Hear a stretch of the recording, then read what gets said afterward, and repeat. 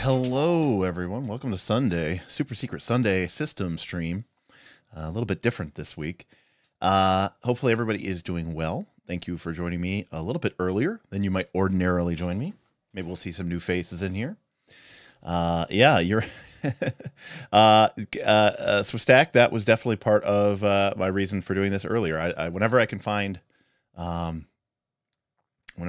opportunities for us to do streams a little bit earlier, I will do so. So yeah, we are happy to be here. I just realized that my LEDs are going in color pattern. I think we lost power here because of the storms that just came through here. Well, maybe I'll find the remote.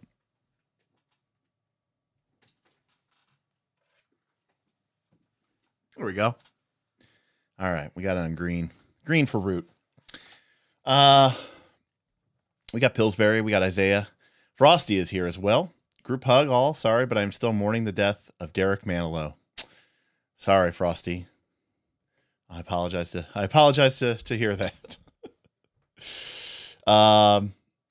Janka is luckily stuck at the ER with their roomie. She's okay, or I'd be asleep right now due to my overnight job. Well, there you go, Janka. Worked out for you. Happy to have you here. So, yeah, so really what we're here for today is more of a housekeeping than anything. You know, normally these streams are trying to dive into a system, a new system. We kind of go into detail with this.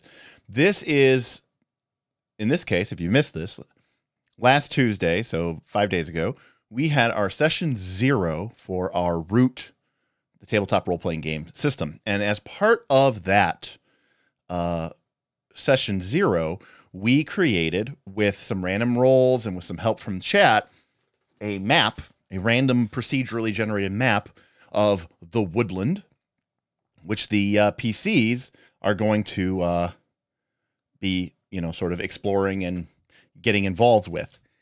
However, there was a couple of final steps that needed to be sort of added into the process, which we did not get a chance to do. So I figured we would do that today here with you all. And two of them were not something that I expected we were going to have to do. So if you're familiar at all with Root, you will know that the board game has had several expansions.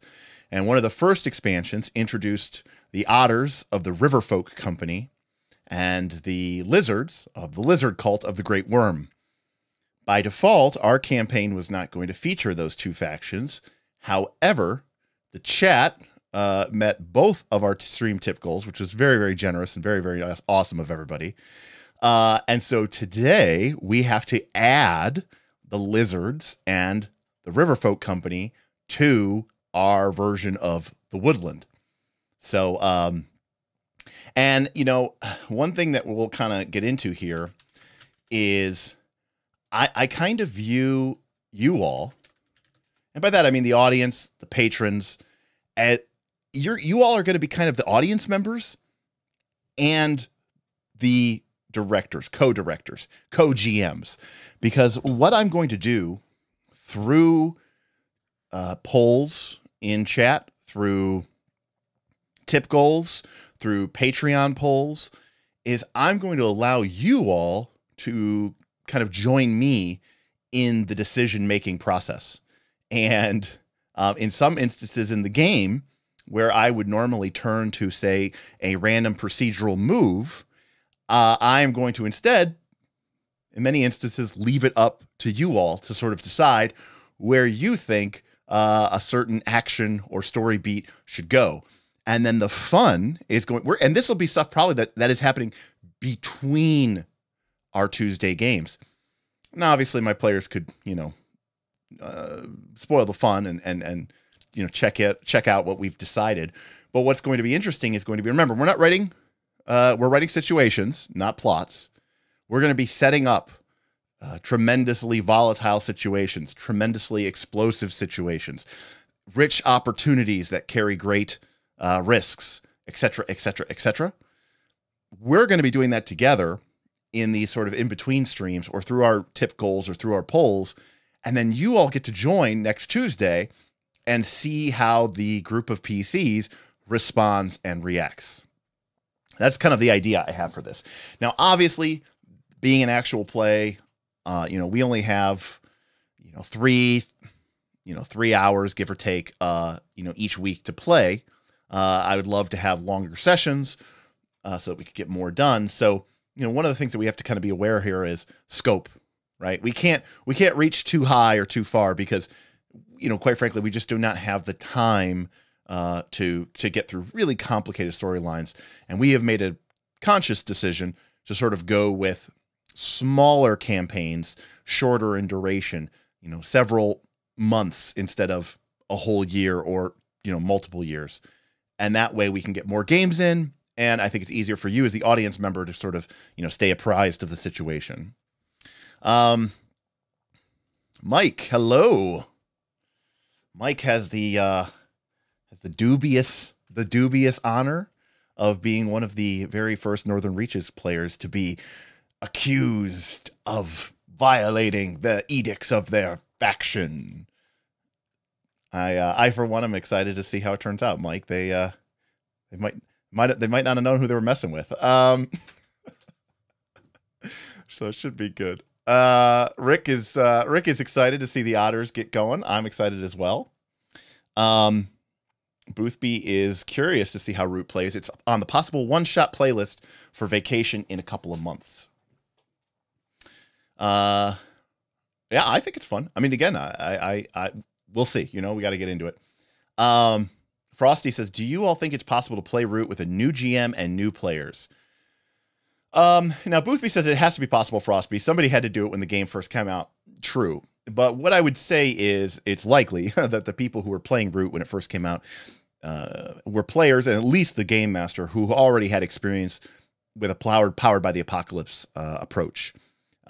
That being said, I absolutely think you could, but I also fully expect it would be kind of a slow-going process, prone to a lot of mistakes. And not just mistakes like we forgot the rule, but mistakes like we aren't used to thinking or approaching the game in this kind of way. In fact, I think you're going to see that even in my show. Now, I have played a lot of PbtA games in my day, and Aaron has played a small number, not a ton. But Bob and Nick and Dirt, these folks are, for the most part, D20 veterans. Pathfinder, D&D 5th edition, etc. So it'll be interesting to see how they... Oh, hey, Junka.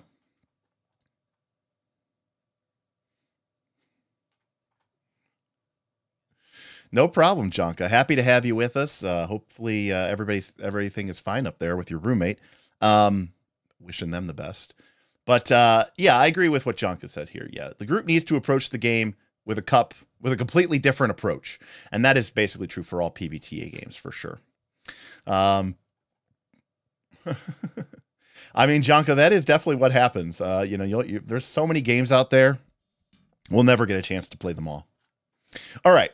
So let's head over to here and see what we got working here. All right. So if you, I'm not going to recap everything that happened on Tuesday, but if you were here Tuesday, then you know that we had procedurally generated this map of the Woodland, 12 clearings in an otherwise primeval and ancient forest. And in these 12 clearings are towns, homes, farms, basically life wrested from the boughs of the great woodland. And connecting these clearings are paths made safe, or at least somewhat safe, by the resident powers that be, kept open for travel and for trade. And what we had decided through our random generation and through working with our chat is, and again, I'm not going to go too much into it, but of course, the Woodland at one point or time in the past was controlled or ruled by the Eyrie dynasty, a feudal kingdom of birds who are from the Woodland, but believe that because, birds are superior to all the other animals, they can fly. believed that they should be the ones to rule, and they had the power and the wherewithal to do so. And so for many, many, many years, the Eyrie dynasties controlled pretty much the entire Woodland. Then came the Grand Civil War, and the Eyrie dynasties tore themselves apart in, feudal bloodshed and, betrayals, counter betrayals, double, triple crosses, and the Eyrie dynasties essentially collapsed. And into this power vacuum for a brief, short time, the clearings were kind of all operating on their own. And life was difficult and hard, as one might expect in kind of a non-governmental, non-anarchy situation. But they also found for the first time a sense of freedom. However, the Woodland is a great source of material wealth, and this eventually attracted the attention of Le Monde du Cat, a far-off kingdom of, well, basically French cats, and in particular, the Marquise de Cat, who she decided that the Woodland was ripe for colonization, conquering, and exploitation. And, maybe helping the people out too. So the Woodland, the Marquise de Cat invaded into the Woodland, and they remade, or maybe they even built up this clearing. We don't know the history of it exactly, but they built their great fortress in the clearing of Oakenhold here. And from there, they spread out on a campaign that, if you watched our session 0, you will know reached almost all the way across the map. It was only in Clutcher's Creek where they found themselves pushed back initially. Hey, Jonka. Jonka super chatted. The bird is definitely the word in this map. Yeah, for sure. And we'll kind of talk about that a little bit, Jonka. But yeah, the Eyrie dynasties is definitely in #1 spot, right? If we had to do a power ranking, but we'll see. We got some stuff to do today. So after the Marquise de Cat spread out all across the Woodland, the Eyrie dynasties reclaimed their ancestral clearing, their power base of Open Sky Haven. And from there, they began a strict, swift, and sudden military campaign to take back those clearings, which had fallen to the Marquise de Cat. And with that, they pushed them all the way back, intent on taking the battle all the way here up to Oakenhold. And let me get my highlighter out here. And, so the kind of campaign kind of traveled all the way up. And then, much like the Marquise beforehand, they discovered that they were unable to take proper control of Clutcher's Creek. There's still some debate, if you will, about what exactly is the nature of the issue in Clutcher's Creek. Is Clutcher a bear? Is Clutcher, a grizzled old, man or woman? But the point remains, the Eyrie was eventually stopped at Clutcher's Creek and was unable to launch their assault. But that is currently, right where we're at in terms of the history of the Woodland. Then, with the Eyrie dynasty and the Marquis de Cat fighting for control of the Woodland, enough denizens decided enough is enough and began fighting for the freedom of the Woodland, to return back to a world where they were not overseen by kings and queens and feudal distant lords of a far-off foreign power. And that is the power of the Woodland Alliance. And the Woodland Alliance was not able to make any extreme inroads, but they were able to gain sympathy and support and begin building up power bases in 4 of the 12 clearings. However, and again, if you watch our session 0, you know that the PCs, the Vagabonds, were really, really involved in some of these actions. What ended up happening is that 2 of the clearings, Wind Gap Refuge and Milltown, basically both ended up having vagabond-related activity from our PCs that ended up with them being basically abandoned and or defeated the factions, forced to retreat, leaving now Wind Gap Refuge and Milltown in the control of no one. Even though at one point in time, Wind Gap Refuge both had Marquis de Cat and Woodland Alliance support, and Milltown had Eyrie Dynasty and Woodland Alliance factions in there. But they both got taken out. And I don't think Ice Trap has ever had anybody there.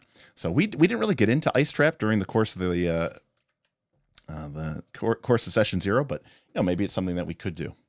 We got some super chats. Whipplestein says, just bought the Root RPG books last night while out playing games with friends. Look forward to seeing how your campaign goes as we stand up our own session. Awesome. Yeah, I'm eager for you to participate. We have some folks on the Discord from our Patreon who are Root experts. We've got people who are running really, really advanced games. We got another person who is basically creating the Foundry module for Root. It's pretty sweet.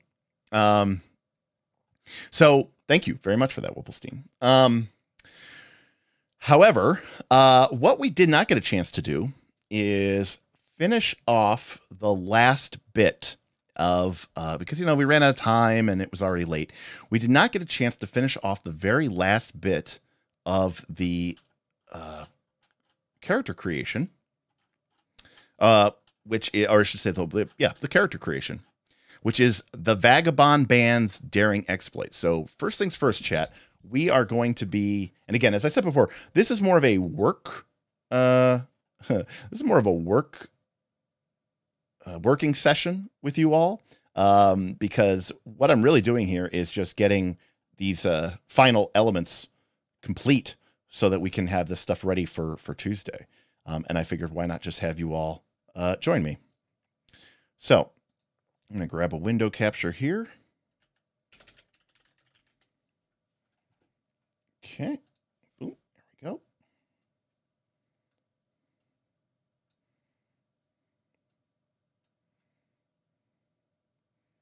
All right. And I will,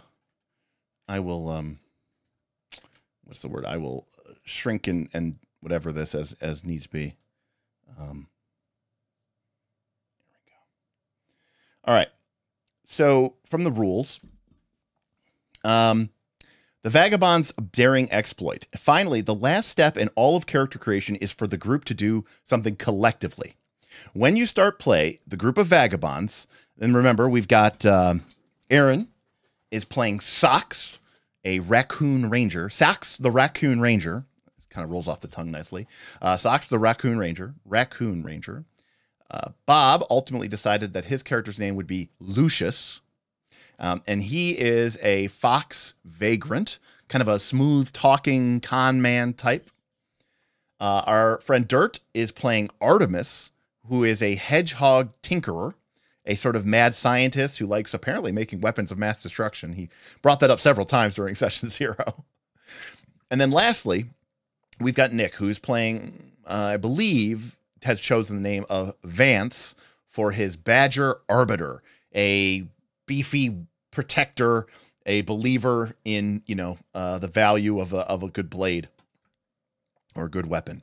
So those are our 4 Vagabonds. And together, now Vagabonds are sort of independent agents, special ops. They are badasses. They don't normally work together. But in the course of the role-playing game, Root, the idea is that you have a group of Vagabonds working together as a band. Okay? When you start play, our group of Vagabonds, called a band, did not just come together yesterday. You all know each other and have some initial relationships thanks to your collections, but the whole group has been together for a bit of time before you even begin. So again, right before we even get into the game, the idea is the Vagabonds have already sort of been out doing something. And so to represent this, you and your band have accomplished some daring exploit together. They might have changed the map of the Woodland or done something else. To determine what they have accomplished together, normally we would roll a d6 to find a corresponding exploit on the list. So what we're going to do instead is I am just going to make this a chat poll. All right, so what was the Vagabonds' daring exploit? And we'll kind of discuss this in chat. Did they add or remove an existing path? Ooh, maybe. Did they change ownership of a clearing? Did they defend a clearing from faction attack?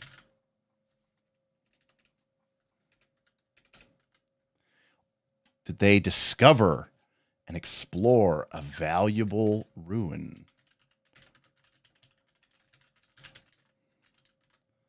And then lastly, our last option is perform a remarkable heist. Ooh, we can't ask that one. All right. I will say this. Change or defend the clearing. Yeah, I'll say this. Performed a remarkable heist. Okay. So I have this chat up in poll. This poll up in chat. And so basically the question is, what was the thing? What is like the first mission that the Vagabonds did as a band?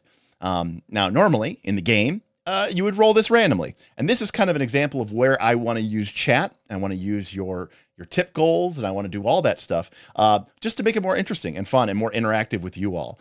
I know that a lot of people really enjoy our streams because of the level of interaction that you get with the game.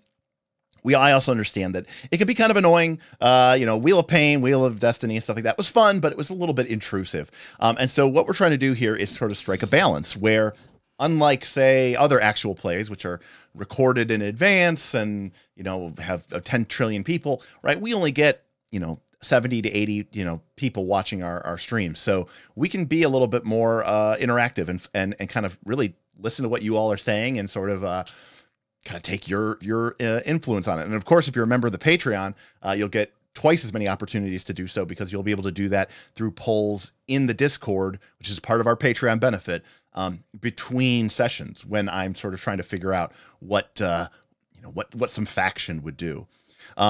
Because again, while we're kind of waiting for the votes to come in, one thing I wanted to show you all here is that in the core rule book, again, I don't want to lose this page here. So,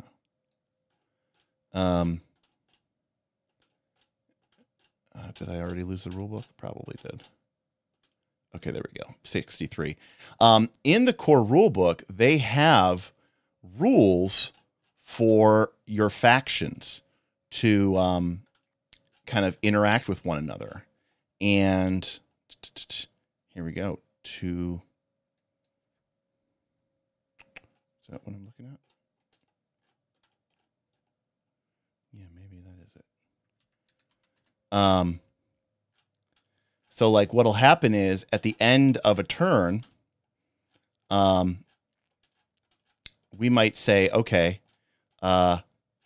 we can make this faction roll.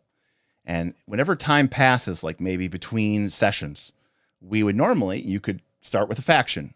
We would start with a faction that controls the most clearings. So in our case, that would be the Airy Dynasties. And then we would make a 2d6 roll, and we would add benefits if they, if the PCs messed with them or if the PCs didn't mess with them. And if we get a hit, then that faction has scored another victory, and we get to choose a boon for them. So normally there's a cool random procedural generation for this that sort of is reflective of what the PCs are doing, or what the PCs are not doing. But I can use chat here to sort of, and use the audience to sort of decide who gets what given to them and not. All right. So let's see what you all voted for. All right, ending the poll. All right, so it was pretty close. 37% of you voted for discover and explore a valuable ruin. So that is what we are going to, that is what we're going to be going with here. 33% of you wanted to have performed a remarkable heist. So we're going to go with discovered and explored a valuable ruin of the forest. Add the explored ruin to the map and describe some aspects of the ruin, including which denizens once lived there. If you shared information about the ruin with a faction, every vagabond in the group marks prestige with that faction. If you sold your finds from that ruin, every vagabond in the group gains 3 value worth of coin or equipment. But if you kept your find from the ruin, the GM will tell you what artifact you found. All right, chat. All right, chat. So the question is, where, now remember this is special. This is inside the ruins, right? Or sorry, inside the forest. The ruins are inside the forest. So we need to pick where in our woodland this forest, or sorry, this ruin is. And then once we discover that, we have to decide what are some aspects about this ruin? What are the denizens that once lived there? And then we can decide, what did the PCs do with this information? Now, Rick Sherman coming out of the gates with a very strong idea. Like, they found ancient weapons from the bird faction. All right. Because remember, you know, these clearings are only kept back from the relentless encroachment of the woods by the hard work of the denizens and the powerful factions, which may or may not control the area. In other words, there may have been, once upon a time, you know, a clearing right here. But, you know, the clearing failed, the crops failed, the people moved out, and slowly but surely, the forest retakes, and the paths get overgrown, and soon what was once a thriving clearing becomes nothing more than a wooded over ruin. So these ruins of the woodland, which is ancient, still dot, you know, the forests. And I should note that no sane person travels between the forests. This is very dangerous. It is, in fact, really one of the things that makes a vagabond, aka what the PCs are, a vagabond, is that they have the skill, guile, and courage to travel through the woods. And this can make them very, very valuable assets indeed. Sean says, what about an ancient signed treaty that was kept under protection until long ago when the place went to ruin? It's not a bad idea as well. I'm open to any other ideas from chat. I mean, first thing is first, we need to pick a spot on our map where this ruin was located. Now we know that Open Sky Haven is sort of the headquarters of the birds. We do have this sort of large stretch of woods here. We also have a lot of area right over here. So maybe it's somewhere in there. It could be something. Let's stick it over here.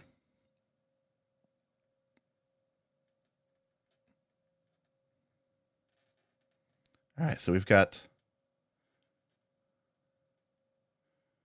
the ancient ruin in the woods.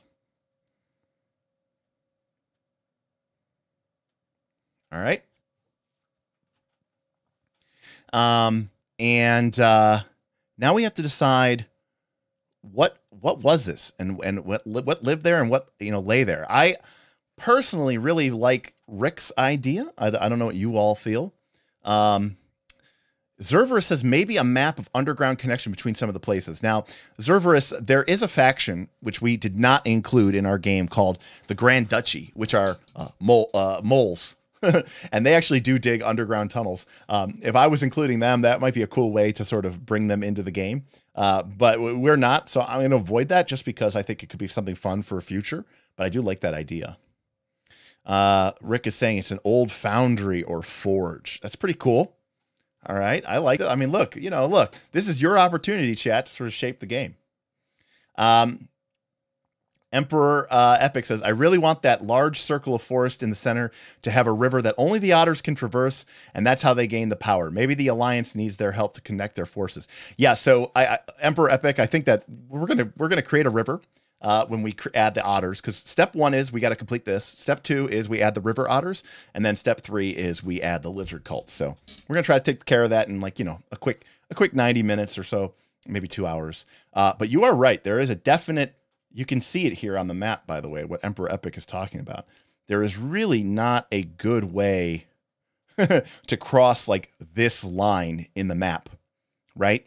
Like you can only move from the top half of the map to the bottom half of the map through just like Fire Hollow, kind of Clutcher's Creek and Ice Trap. But these places aren't exactly, you know, hubs of transportation because they only have you know, one path in, one path out. So they're still pretty kind of bottlenecky. It's pretty tough to move between the top and the bottom. Anyways, Pillsbury says something that hints of a way to turn creatures into worms. Okay. That's kind of sounding lizard folky, lizardy, which I don't mind. Maybe a plant that only grows there and has some special use or significance. These are all really, really great ideas. K-Swiss Stack says maybe not a weapon, but a mine, okay, of some resource that was thought to have been exhausted. Will be more versatile in application and throw a bone to Mr. Dirt. Ooh, that's a good idea. These are all really, really good ideas. All right, well, I am going to get a poll up for you all to vote in. All right, so what was this ruin? So one option is that it was a ancient weapon forge of the Eyrie. I like that one. Another one is that it was some sort of great council which housed a treaty. Had a treaty added to it that the group was went to go find. And Pillsbury says a place to transform creatures into worms. And then another I did not put the third one in there, but we will go with those three, and then I'll do another poll when we're done. See which one gets more. Lithia says if ruin equals one of the great ideas already said, which is great, and then says, but that's the secret origin of the Great Fire. Ooh, I like it. Tying it back. It's pretty good. All right, so we got 9 votes for ancient weapon, 9 votes total. Ancient weapon forge seems to be pulling out ahead. That's pretty sweet, like this. I like that a lot, actually. That's pretty nice. A lot of fun we could have with that. All right, ancient weapon forge seems to be crushing it, so I'm probably gonna call it. Let me do it real quick though. So yeah, ancient weapon forge of the Eyrie had a 53%, but I don't want to screw people out. Or could it be a rare, valuable plant, a mine of some importance, or is it an ancient weapon forge of the Eyrie? So if you still want the ancient weapon forge of the Eyrie, vote for that one. If you think a rare valuable plant of some kind, or a mine of some sort, that could also be an option as well. So go ahead and vote for which one your favorite is. So yeah, so I mean, remember too, like the goal for this is to have a place where we can do sort of one season of the TV show in say 6. So we'll say 6 to 8 sessions. And we really want to have a complete story within that time period. We're not going to be able to tell the story of every single thing in this woodland, nor should you expect that should be the case. In fact, the game even suggests that after 12 sessions, you probably should be wrapping up that story.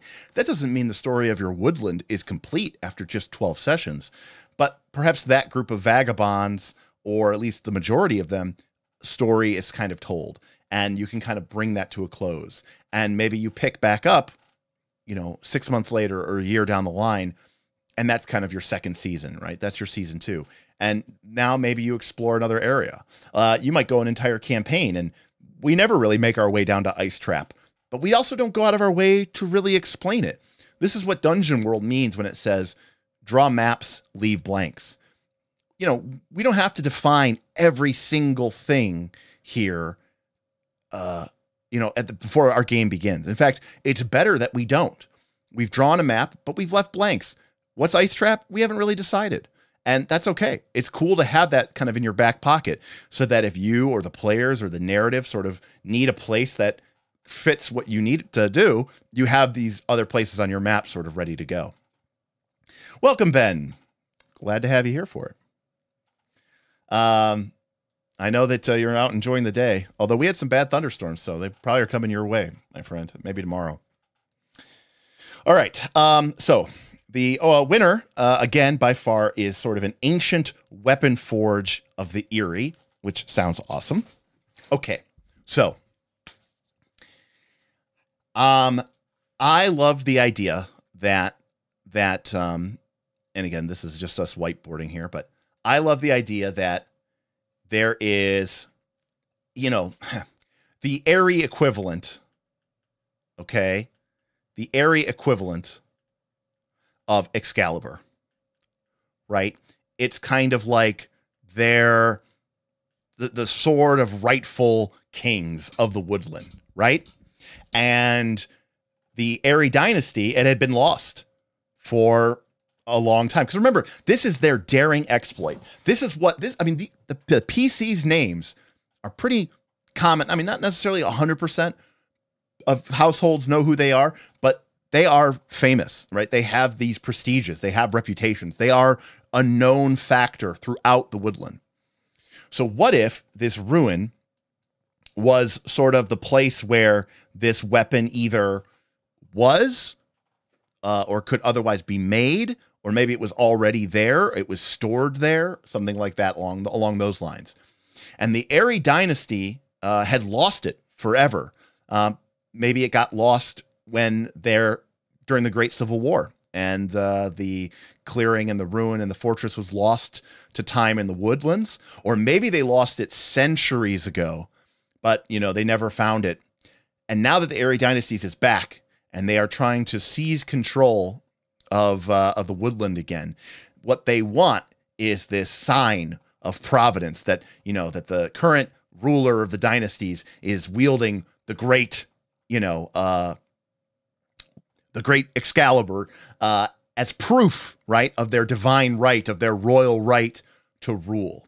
And so maybe what our PCs did is they went and they discovered and found this mystical blade, right? So we need to give that a name. You know, like I mean, if you've watched Game of Thrones, you'll forgive me if we call the blade Longclaw, which I just think is hilarious. Excalibur is really good. Excalibur is actually really good. I know I don't want to do that. Like the Black Talon is also really good as well. I love it. The Black Talon is really good, but I got to admit, even I chuckled at Excalibur.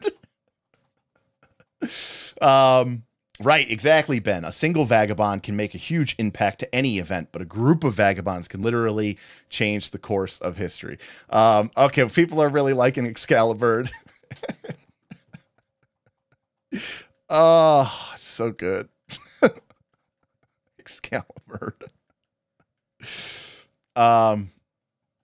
Excalibur. Yeah, Excalibur. No, I like X.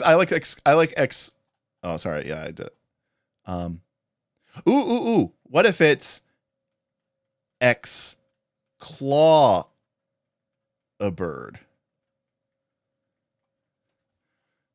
What if it's Exclawbird? Exclawbird. I think I like Excalibur better. It just kind of rolls off the tongue. Although you can make it Excalibur or Exclawbird, but I do like kind of Excalibur. Excalibur. Yeah, it's very punny, Ben, but you know, it's so bad. Listen, people who show up to these streams, you get to decide to dictate the course of history for this game. All right, so let me put up a poll. So the great ancestral weapon of the Airy dynasties is, my suggestion was Longclaw. Rick's was the Black Talon. And Zier's was Excalibur. All right, folks. Let history let the die be cast. Let history be written here. We'll see what everybody goes for. So we have one really good.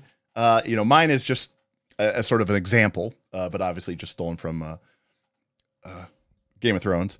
But we have one really good serious answer from Black Talon from Rick Sherman, and then we've got also the sort of more funny punny one when in Excalibur. And I'm just imagining, this eagle, this young eagle knight, drawing, I wield the sword Excalibur. All bird folk shall bow to me. We'll let this vote for a second there. That's pretty good. I like both of those answers, by the way. How many people do we got here today? Again, as a reminder, we only got about 30 people anyways. As a reminder, what we're doing here is basically just a follow-up from our end of our character creation session. We had 2 stream goals reached, so we're going to have to add the River Company and the Lizard Cult to our Woodland. So rather than sort of just rolling it up on my own at home with some dice, I figured I'd bring you all into it. And because I'm at my computer and I'm not at the studio with, I don't have ready access to all my polls and keyboards and mice and access to all my PDF documents. Like at home I do, but at the studio I do not. I figured we could do this. Oh, it's really close, people. If you haven't voted yet, make sure you vote. It's really, really close. Very close. We almost have, I think, everybody here. There's probably, maybe there's 1 or 2 people who haven't voted. All right, we've got, let me see here. All right, we got 27 people. We got 20 votes. I'm going to give it just a few more seconds, and then we'll call it. All right. All right. Well, we had 2 final votes. All right, we're 22. That is definitely enough. It was really close. 55% for Excalibur and 54% rather, and 40% for the Black Talon. So very, very, very close. So both of those obviously incredibly great names. The funny one won, although I do really like the Black Talon. Hey, listen, Isaiah, it wasn't my vote because I can't vote, but like, that was my suggestion. So I respect people who, try to help me out. It must have been the free folk. Exactly. Listen, I cast a stone for Jon Snow. Why is this? Oh, because I have inking off. There we go.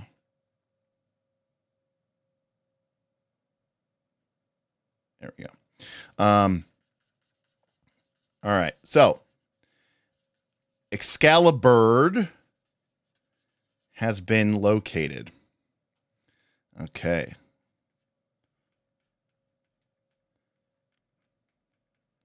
Excalibur was found, and not just found by anyone, by the way. It was found by our band of Vagabonds. All right. Rick says the Black Talon can be the companion matching dagger. Ooh, I like that too. I like that a lot. We gotta use Black Talon for something. That's just too good of a name to throw away. So we'll keep that in the bank. Right. I like the idea that, maybe there's maybe like, it's kind of like a daisho, right? Like the katana and the wakizashi, like they're like a matched pair, a matched set. Because like maybe Excalibur isn't like some big, huge greatsword, right? These are birds. And although the game rules don't actually say this, the idea is that like, well, they're still birds. They fly, right? Like they probably aren't wearing super heavy armor because how would they be able to fly? And so I like the idea that maybe Excalibur is like a rapier, or a foil. And it's more of a lightweight fencing type weapon. Yeah, like a main gauche for like the Black Talon or some sort of, other, like a more of a Renaissance era dagger. Sounds pretty good. So now here comes the really important question. Okay, going back to our PDF, let me bring it up. Bloop. If you shared information about the ruin with a faction, every vagabond in the group marks prestige with that faction. If you sold your finds from the ruin, every vagabond in the group gains 3 value of coin and equipment.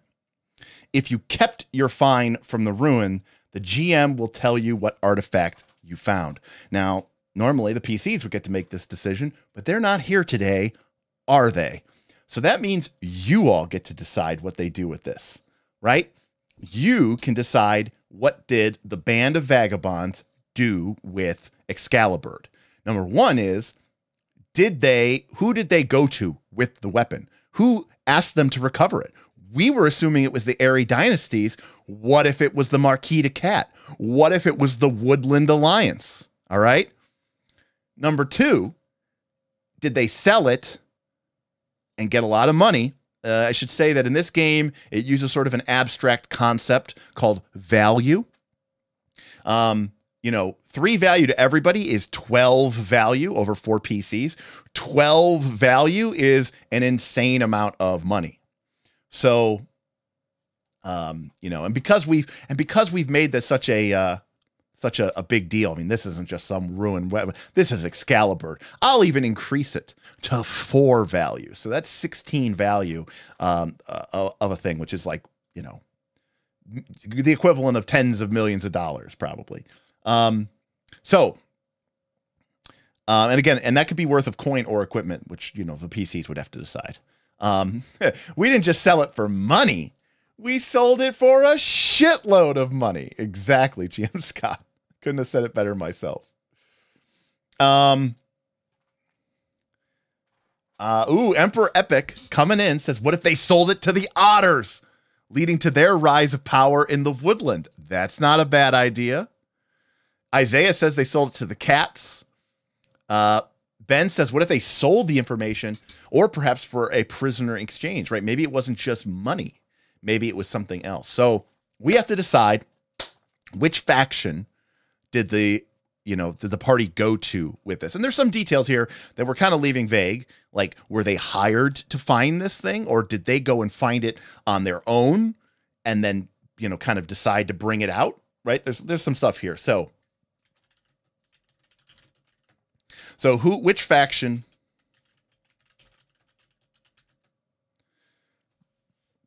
Well, I guess the first question is, actually, I should answer this. It says, if you share information about the ruin with a faction, every vagabond in the group marks prestige with that faction. So I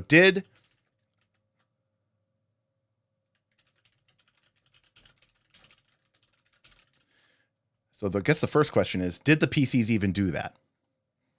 Right? Did the PCs take this information? Did they take this weapon and just keep it for themselves?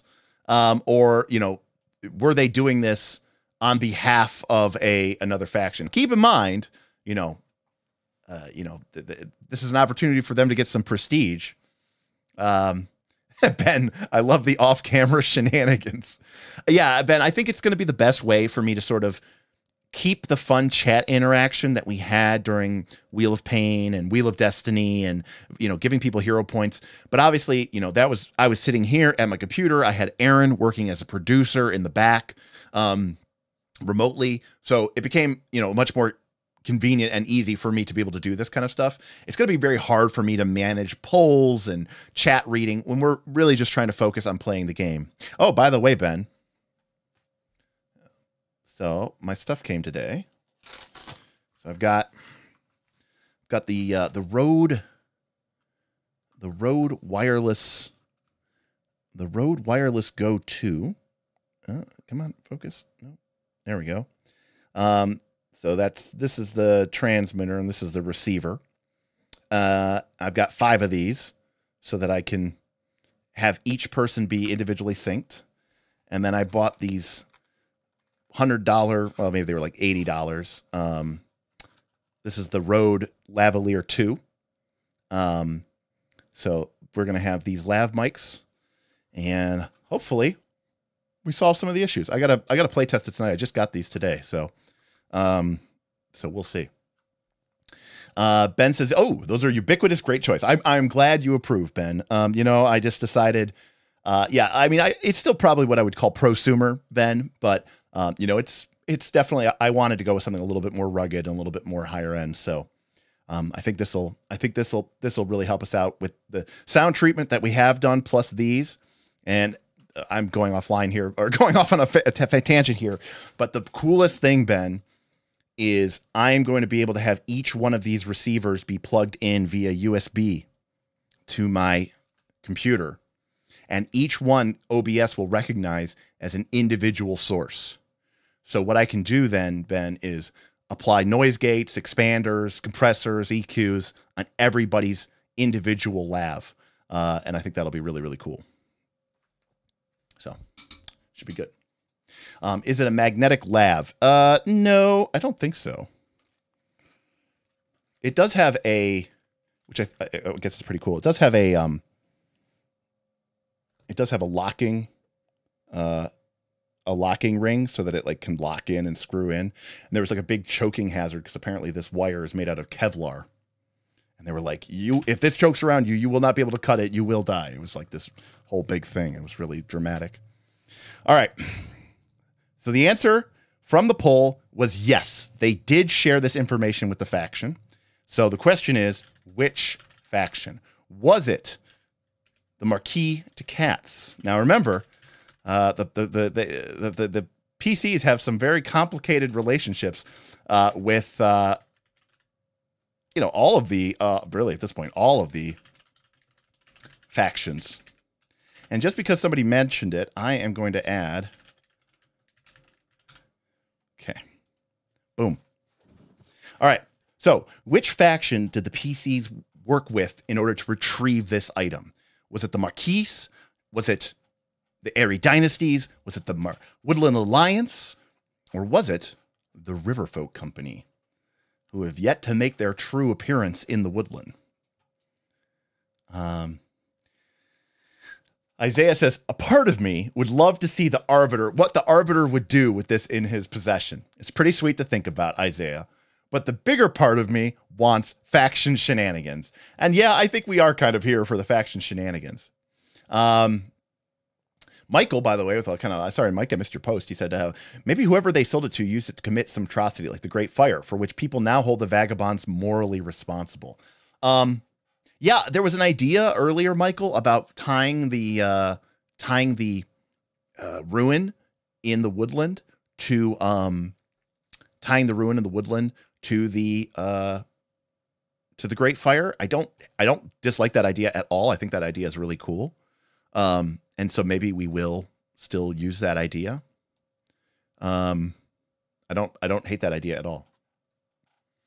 All right, let me see who's winning this. All right.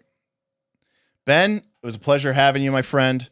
I look forward to your comments and approval on the upcoming audio changes. So thank you so much. Benicero, everybody. Kutragas, hello, howdy. Glad to see you. All right. Frostjack is here as well.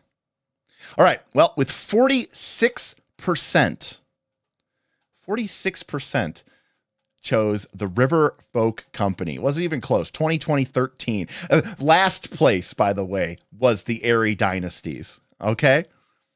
So that means that the PCs, the Vagabonds, are going to be marking prestige, +1 prestige, with the River Company, Rivco. All right. But we also have to answer the question, and this is the most important one. Did they sell it or did they keep it? Did they sell it or did they keep it? And that'll have obviously huge implications for the entire campaign.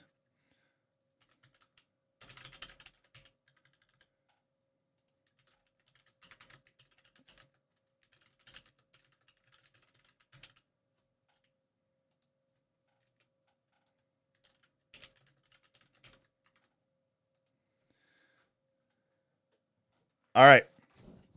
Morning, Beowulf. Glad to see you. Isaiah says, boo to Riverfolk. They are a merchant alliance, not military, so less interesting in my opinion. Shrugs. Well, they are a merchant alliance, Isaiah, but they are very, they have a lot of mercenaries. They have a lot of muscle, if you will. They could be very, very, very powerful. They don't just win with trade. All right, I'm going to let this go here. I'm going to take a sip from my soda while you guys vote. Enjoy this Horizon Thunder Sphere.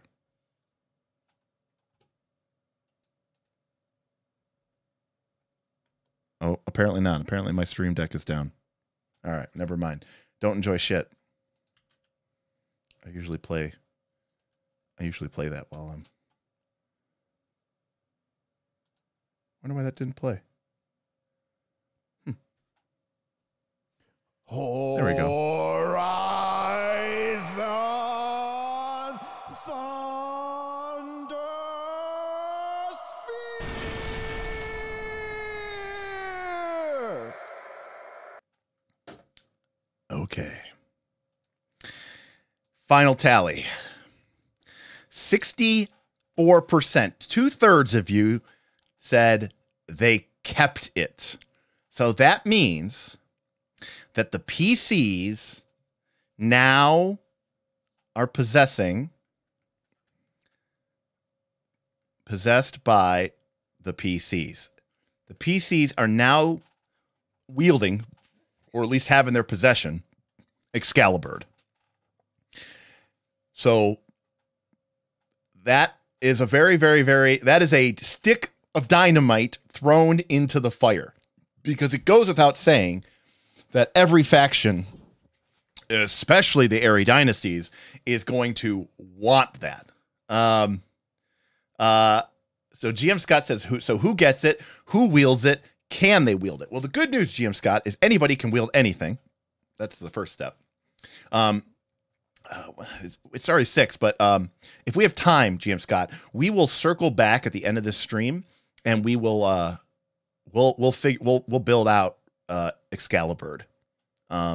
Travelers and Omens has some additional weapon rules for making like legendary weapons, and I think this definitely qualifies, right?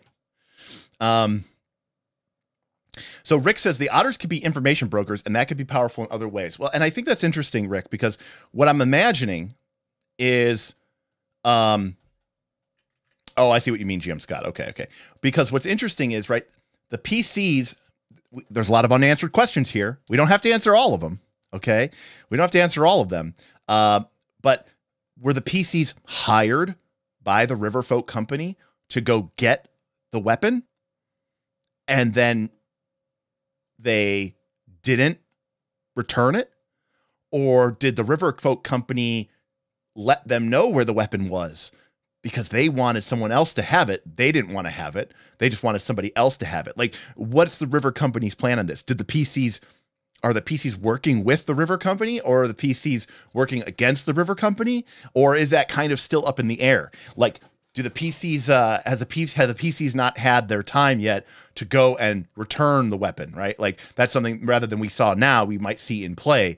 Do the PCs are, supposed to travel to wherever and deliver the weapon, and are they going to do that or not? I think that'll be really, really interesting. So we'll leave some of this stuff to the players to decide, obviously. That's why we're watching them, because we want to see what they're going to do with this crazy, messed up situation, which we are building for them. So, speaking of the otters, we need to start talking about Travelers and Outsiders. This is the expansion book. This is the expansion book for Root, which contains information about some of the other factions which come into being from the board game, but are also part now of the faction setup rules that we used before. All right. So, what do we got here? All right. So first, actually, we have to do the lizard cult. All right. Roll on the, okay, so remember, I'm not going to write down everything, but remember that some of these clearings are each, there's 3 sort of main populations within the woodland: fox, mouse folk, fox folk, mouse folk, and rabbit folk. Each clearing has a sort of predominant population. And like, for example, I believe we rolled that like almost all of the, let me see, I took a picture of the map.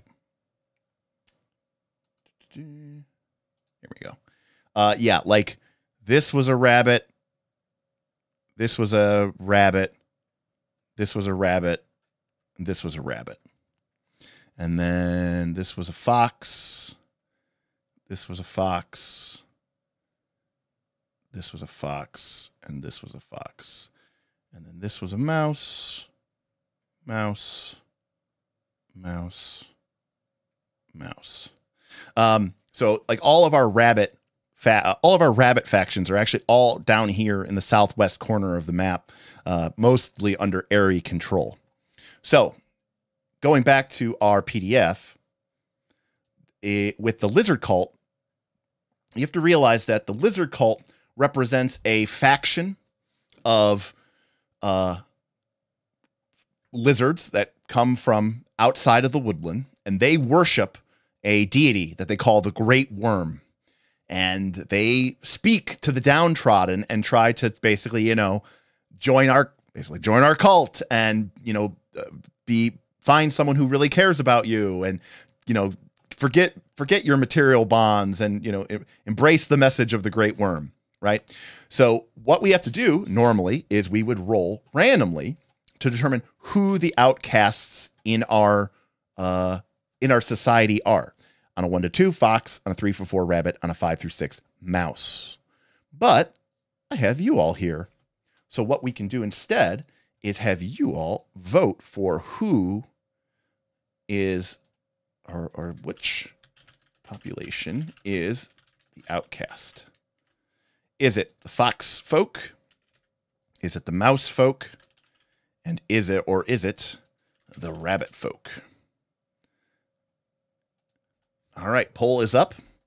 So this is basically kind of deciding where in the woodland and who are the lizard cult going to sort of be doing their speeching. Who are they going to be drawing in with their speeches and with their messaging.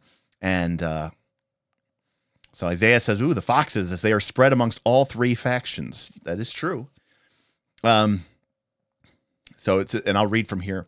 Roll on the outcast table, in your case, you're voting, to determine which population of denizens is, at the start of play, the most downtrodden, and therefore the most likely to be interested in the messages of the lizard cult.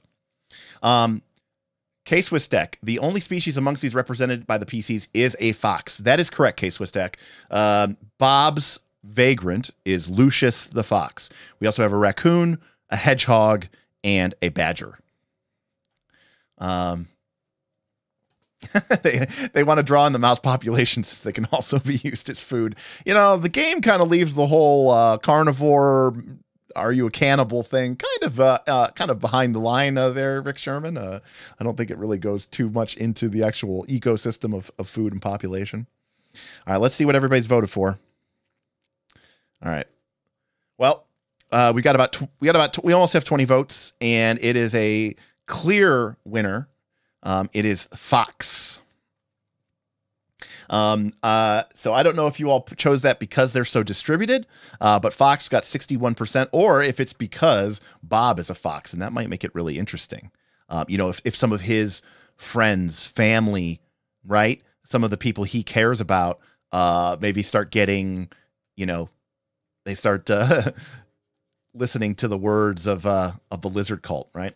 All right. So the fox, yes, GM Scott, he did go with Lucius, which is a suggestion came from one of our patrons, GM Scott, who suggested that when Bob was asking for help in the Discord. But yes, he did go with Lucius. He liked the kind of inside joke, Lucius Fox.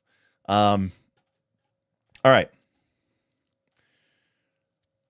So from, here we go. So from the clearings where that denizen species is dominant, choose 2 at random for the lizard cult to have a presence. Okay, so our lizard cults can have a presence in Fire Hollow, Underleaf, Clutcher's Creek, or Oakenhold. All right. So Oakenhold's already kind of got a lot going on it, and so does Clutcher's Creek. So I'm actually going to say that Fire Hollow and Underleaf are going to be our places where the lizard cult gets kind of the some influence of the lizards. Right? Now I should note that the lizards, at least to all outward appearances, do not really seem to have any you know, armies or anything like that. They just have you know, their churches, which are called gardens. Okay. Then place 1 garden and give control to the lizard cult in a corner of the woodland. Choose the corner opposite the Marquis State Stronghold or the Eerie Roost if possible. Impossible because Oakenhold is our Marquis and Open Sky Haven is our Eerie. If both are in play, choose either of the other 2 corners at random. So I don't think it makes sense for Ice Trap to be where the lizards go. Number 1, lizards, ice, doesn't really make sense. Number 2, we've already determined that the base of their support is here in Fire Hollow or Underleaf. I agree. If we chose Mouse, Ice Trap would have been a good place. Instead, I'm going to say we're going to go with Iron Vein. And so as a result of this, bleh, the Marquis State are driven out. They're run out of town. And the lizard folk have themselves control of Iron Vein. All right. So they have a garden there, basically like their great temple. That, you know, sort of like a mix of both a paradise utopia and a beautiful garden and maybe their secret sacrificial, you know, chambers below in the dungeons. Who knows? All right. So on the surface, you know what, Isaiah? Things look really bad for the cats after such a promising start. I agree. They came out so strong and they've just been beaten back. And if you play a lot of Root the board game, then you know that that seems pretty accurate. The Marquis Cat is a hard faction to win with against good players, and they do control. They start basically control of the entire board at the start of the game, but it's very hard for them to win. All right, folks.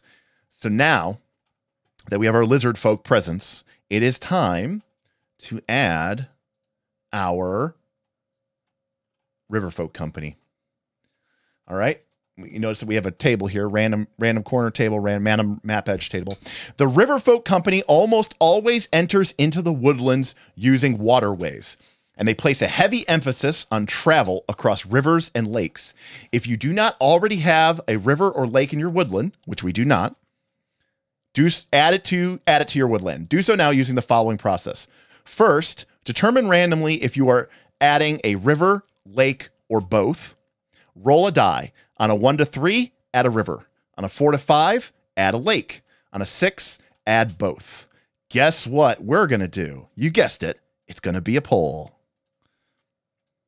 All right. Do we have river, lake, or do we have both? All right. Now, obviously, we know that there's going to be some type of waterway that, you know, goes towards Clutcher's Creek, because obviously Clutcher's Creek would, of course, naturally be near water. Now, to be clear, normally you could randomly roll, but that's the fun of having chat, is I can have you all kind of decide how we want to affect and shape the woodland. If I were to roll,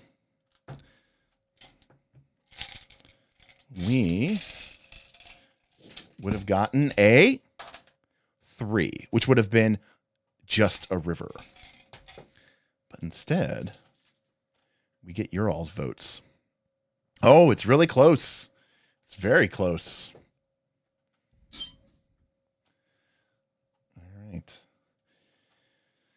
It's possible that maybe there's like a lake here. I don't know. That doesn't seem like that makes too much sense. Could be.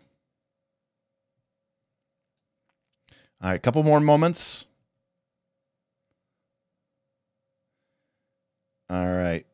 Well, with almost 20 votes and 53% at both, both has won. All right. To add a river, so both is our winner. So to add a river, choose a random edge of the map using the map edge table. Draw the river moving into the woodland from that edge towards the single closest clearing to that edge, so that the river passes into that clearing and past it. Then determine where the river exits the woodland. If you are drawing both a lake and a river, then the river empties into the lake. If you are drawing just a river, roll again for a random map edge. The river exit at that edge. Connect it to the nearest clearing as before. The river will otherwise wind its way between entrance and exit across and throughout the woodland.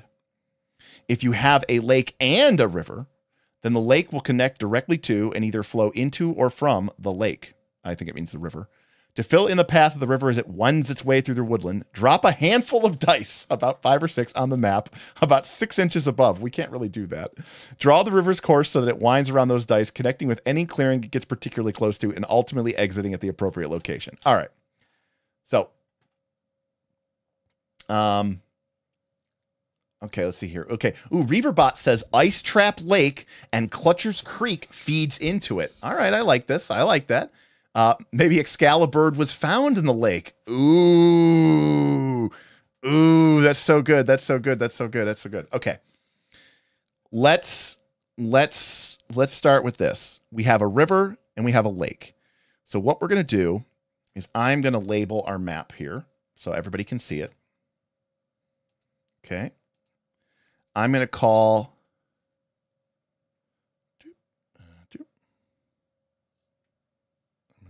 this. Okay. So this is going to be A, B, C, D, and E. And now that I think about it, I don't think I can actually have I don't think I can actually have 5 things. So A, B, D. All right. Where do we want the lake to be? All right. So this is the location of the lake. We got A, B, C, D. Strange birds lying in ponds, distributing swords, no basis for a system of government. Ooh, makes sense why the river company would know about it. I just really want the river going from Fire Hollow to Clutcher's Creek. Okay, Emperor Epic really wants this thing to cross across the map. I don't hate it. I don't hate it.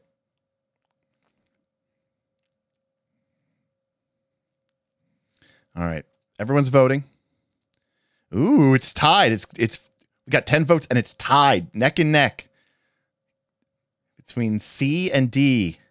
Nobody wants A, nobody wants B. So it's either right in the middle of the map or it's over by the ruins.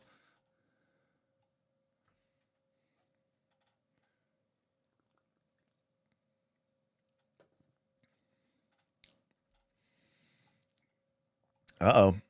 Uh-oh. One of them's pulling away. Get your votes in now. We're trying to decide where the lake is going to be in our woodland.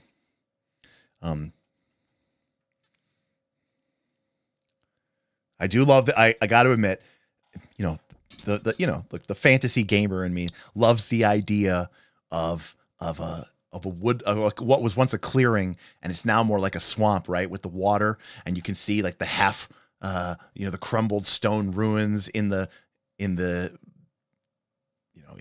the debris and the rubble of what was once a proud and glorious Eyrie dynasty structure, now sitting half sunk into the wetlands and swamps. It's pretty sweet, like mental imagery of that.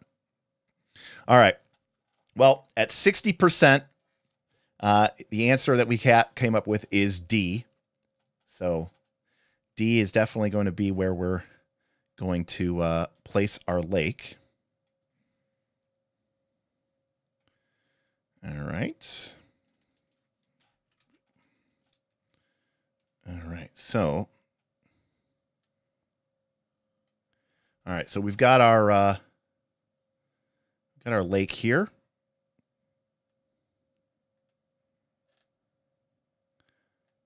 So I guess the question is, how big do we want this lake to be? Does it go from Milltown to Ice Trap to Clutcher's Creek, or is it just here in the middle? I kind of like the idea of it being like kind of right here in the middle. That's our lake. And then we obviously have Clutcher's Creek. So we've got a river coming in. It's a small tributary of Clutcher's Creek that leads into the woodland, into the lake. Oh, that was the auto mapper. But I like the idea of a bigger, more substantial river. Clutcher's Creek might be big enough for some of the river companies, but not all of them. Emperor Epic says, a river going through Iron Vein, 2 Underleaf, 2 Clutchers to the Ruin Lake might make the otters really powerful. All right, so I want to draw a river coming out this way. Okay, so it's going to be coming out this way.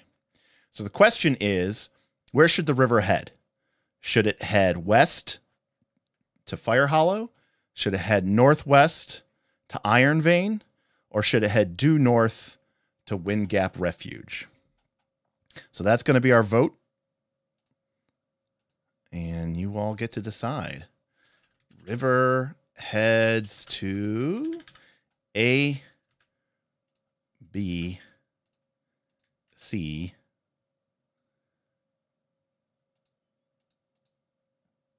and ask. Okay. So, like, for example, if we vote A, I'm imagining that it's going to probably maybe go through Sundell, Pinehorn, Fire Hollow on its way out to the west side of the map. If it's Iron Vein, it's probably going to hit Sundell, Underleaf, Iron Vein on its way out the map. And if it's due north, it might just hit Patchwood and Wind Gap Creek. And then, you know what? Maybe we would extend this river down a little bit. In fact, I kind of like that idea actually a lot.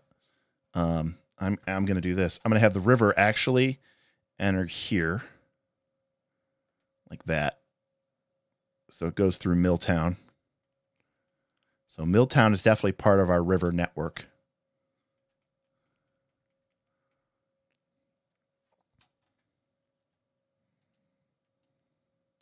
And then it enters into the large lake. And then the question is, where does this go? Reaverbot says C, gives geographical strength to explain the cats holding on to what they have left. That is true. There's sort of a natural barrier there. Perhaps they hold some of the strongholds, right? Satir says, listening while working on the garden, but big red wall vibes so far. I mean, Satir, I cannot imagine that the people who designed this game were not obviously inspired, both the board game and the RPG, were not obviously inspired by games like Mouse Guard and, books like Redwall. KC is here already, but already intrigued by Excalibur. Yes, KC. What we determined is that the Vagabonds' first daring exploit as a band of vagabonds working together was to retrieve the priceless artifact, the ancestral sword of the Eyrie dynasties, Excalibur. All right, here we go. I actually have not looked at the poll, so I have no idea who's going to win. All right, everybody, I'm going to give it 1 more minute. So 6:21 on my clock, I'm going to end the poll. I'm not going to lie to you right now. It is tied 33%, 33%, 33%. It is actually tied 33%, 33%, 33%. Even for all of them. You guys are crazy. I love it. I love it. That's awesome that there's like that little discussion. It might come down to just a die roll. I might just roll a D3 because the questions. What's interesting too is you got to think about the faction play here, right? If you go with A, then that's going to bring the River Otters into, really close contention with the Eyrie dynasties, right? They are going to be basically trading with the Eyrie dynasties because the river is going to kind of carve up this way. If we go with C, they're pretty much going to be kind of cut off from some of these people entirely. They're not going to have as much of a presence because it's really only going to hit a handful of towns, and only one of those towns, Patchwood, has Marquise presence. But then if we go to the northwest, then we've got two of our minor factions. We've got the Lizard Folk and we've got the Woodland Alliance, who are going to kind of be brought more into the fold. So it's really, really interesting of what we're going to do here. All right, everybody, I'm going to end it. And what do we got? All right, River heads to B, 36%, C, 36%, A, 26%. All right. Since I am a believer in ranked choice voting, I'm going to do a second poll. So if you voted for A, your vote can now be placed somewhere else. All right, B and C. What's it going to be? So A is off the table. The people have spoken. It is not going to be A, but it could be one of those.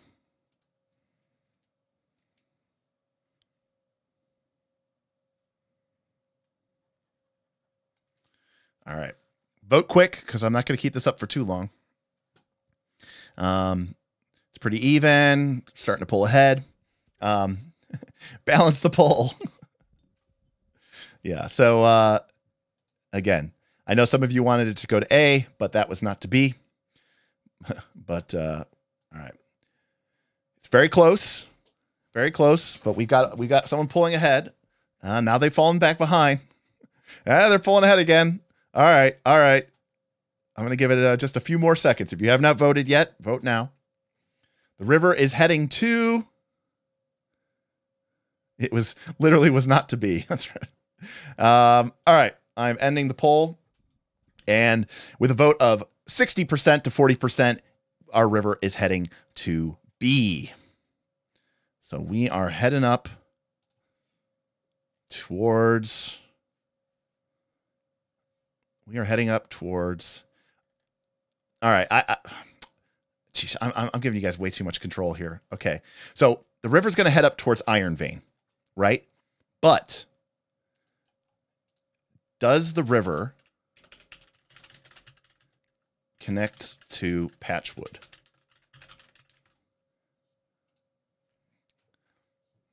That I don't know. Because the river could just cut in and head west. We know it's going to head something like this, right? The Grand River of the Woodland.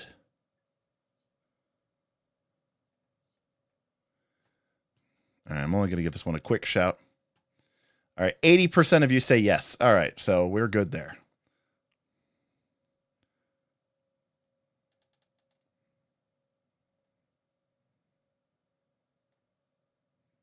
All right, so there is our river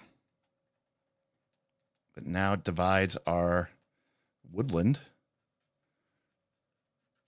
into a whole mess of stuff.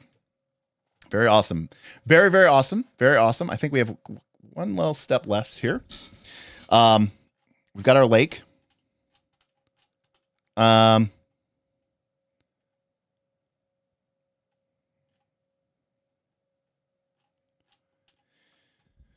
All right, then we have to add the Riverfolk Company. Okay. The Riverfolk Company begins with presence in 4... Oop, I zoomed in too much there. The Riverfolk Company begins with presence in 4 different clearings. Choose the clearings using the following criteria. The 4 clearings with the most yeses are the 4 with Riverfolk presence. is the clearing on a lake or river? So Milltown, Ice Trap, Sundell, Clutcher's Creek, Patchwood, Underleaf, Iron Vein. Those are our river pieces. So we've got potentially 1, 2, 3, 4, 5, 6, 7 choices out of 12. Does the clearing have 3 or more paths connecting it to other clearings? So that would be, who is that? That would be Patchwood and Sundell and Milltown, right? Does the clearing have 4 or more paths connecting it to any other variable clearings? I don't think we have any with that have 4. The only one that has 4 on our entire map, I think, is Fire Hollow. All right. Does the clearing have any valuable resources in it or nearby? We never really decided that. So I guess the question is, we're going to then have otters in Milltown, Sundell, and Patchwood.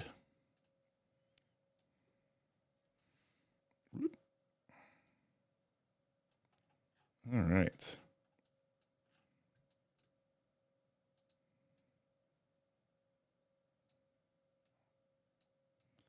All right, we got otters in Milltown.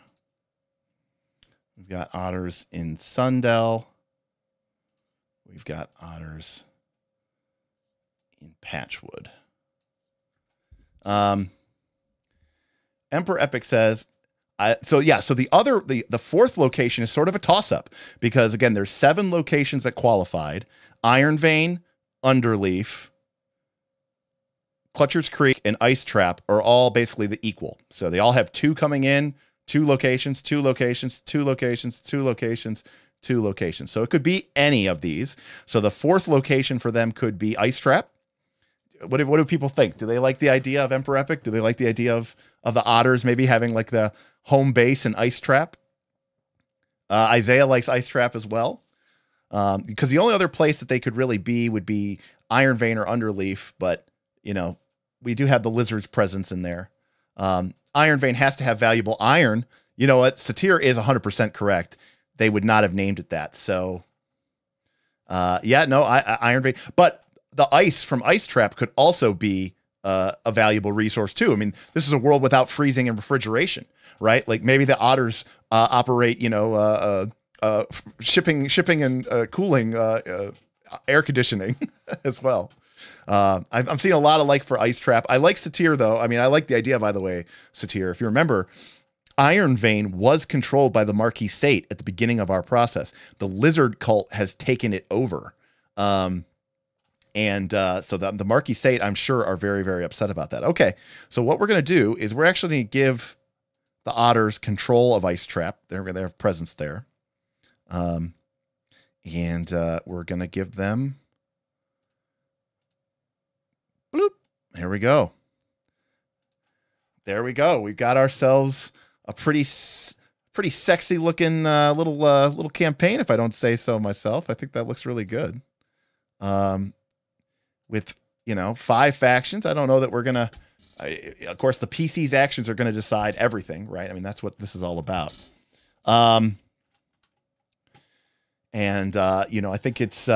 I think it's going to be really, really interesting now that we have this new thing, which might really probably we're only going to do 6 to 9 episodes, right?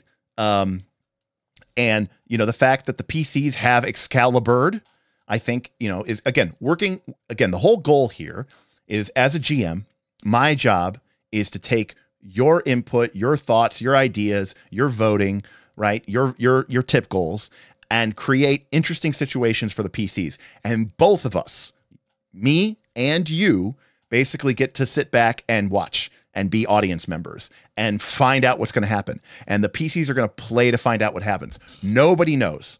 Nobody knows how this is going to turn out. You might have an idea. I might have an idea. But that doesn't matter, right? It's what the PCs do that matters. And of course, the PCs are going to change things. And then it's going to be our job to sort of react to what the PCs do and to give them the next interesting challenge or the next, problematic issue and see what they do with that. And that's what makes it, you know, so cool. Couple of cool things here. Let's see. Emperor Epic says they start humble in Ice Trap, but as they gain more and more military power, they start to desire Iron Vein, right? Potentially bringing the otters into conflict with the lizards. Ice Trap might have a frozen vault and could keep produce fresh and valuable for trading, which is exactly what I was thinking, Zerverus. You know, it's also too, like maybe they have a rare and mystical ice there, like a glacial ice that lasts very, very, very long, essentially giving this world, as long as you're willing to work with the river otters, a kind of a form of pseudo refrigeration, right? Too bad. Iron Vein would be a great spot for adventure with all the fight for control. Great looking map. Well, that doesn't mean that we won't go to Iron Vein. And again, that's what's cool about it. I mean, this is just 12 locations, people. You know, this is why a sandbox and why hex scrolls can be so powerful. After some time, you can always go for a second run of Root in a world changed by the Season 1 PCs. And that's exactly what we'll do. I mean, it really comes down to, there's so many games that we want to play. There's so many games behind me. There's so many games that you all want to see us play. You know, playing another season of Root really comes down to, what do you, the patrons, what do you, the viewers, want to see? If our patrons want to see more Root, we'll give them Root Season 2. If our patrons want to see, you know, 2D20 Dune or 2D20 Conan, then we're going to probably lean towards that. I'm still trying to figure out a way to get another Pathfinder 2 game going on the channel. I enjoy playing Pathfinder 2 and really, really been enjoying our Abomination Vaults game. So it really comes down to whatever the patrons want to see. This placement makes sense for why and how they knew about Excalibur. Oh yeah, I love how that came out. I love how that worked out. The Root factions are so perfect for creating volatile stories. And that's the key. You know, Emperor Epic is really, you know, we aren't creating a plot. You and I, we have not discussed anything about what the PCs are going to do. We have not discussed what is going to happen. We don't know. All we have created is a volatile situation. A bunch of competing interests, each with their own factions. For example, KC is right. The cats are down to their last few strongholds, right? Maybe they're going to do something desperate. Maybe they're going to do something crazy. Maybe they'll be willing to pay the Vagabonds a tremendous amount of money to maintain their control here in the Woodland. Or maybe the PCs can decide to take them out for good. The important part here is the PCs are going to be the ones who get to make that call. Not me, not you. And that's what makes this such a powerfully fun experience. I mean, role-playing games is the PCs are going to be the ones who get to write the story. Not me, them. GM Scott says, only doing 6 to 9 streams of Root. He says, he's already done 4 streams and you haven't even started yet. Look. I don't even have it. The campaign worksheet for Root only goes to 12 sessions. So at most, we could go to 12. GM says, wait for the new core rulebooks for PF2. That I 100% am not going to start a new Pathfinder 2 game until Remastered comes out. 100%. I think especially GM Scott, what I'm hoping is that they make a lot of big changes, right? I'm hoping that they decide to get a little crazy with it. I know they probably won't, but I'm hoping that they really decide to push the envelope on the changes and really make some significant improvements in certain classes. And then I'd love to do a new PF2 campaign and really use some of those classes that maybe did get changed the most to really show off, you know, how good or bad the changes are with the remaster. I think that'd be a lot of fun. So that is definitely a conversation that I've started to have with my team. Satir says it will be a great season. Can already tell it will feel too short. Well, Satir, you know, it's that, and that's the key. You know, we're not telling all the stories. We're telling one story. You know, it's entirely possible that over the course of our, 6 to 9 episodes, we just end up really focusing on Clutcher's Creek, Ice Trap, and Patchwood, right? Like it's almost like we forget about the rest of this massive, woodland around us, because it's important that we tell stories that are really focused on what the PCs are doing and that we can come to a really satisfying conclusion. Part of the problem I have with a lot of adventure paths is it never actually feels like you win, because even when you kill the boss of the one adventure, that, it's just, there's another adventure and there's not another adventure. And like, that wasn't even really the real threat. That wasn't the real boss. You don't really get that satisfaction until you get to the very end of the adventure, in my personal opinion. And so I like the idea that in, just a few short months, we can tell a complete story. And I think that's be fine. Oh, it's a compliment. Okay. Yeah. Right. I would 100% rather it feel too short than too long. And honestly, our, YouTube viewership agrees with that. Everybody who runs an actual play sees that the number of people who, play each week or view each week goes down and down and down. All right. Well, it's only 6:30. So we have an opportunity here to make Excalibur. If you're interested, let me know in the chat if you're interested. Okay.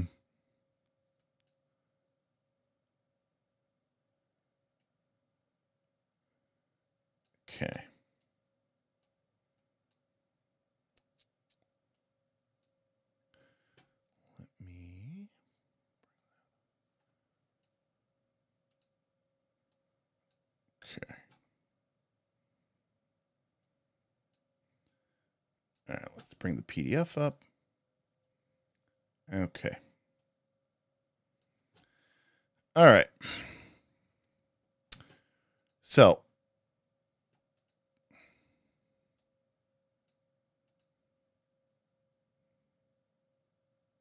jeez.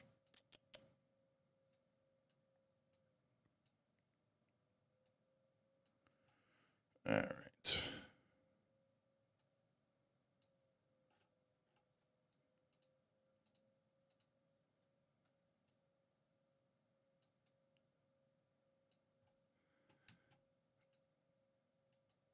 All right. So in our Travelers and Outsiders, they gave us new moves and new tags for equipment. Okay. Here we go.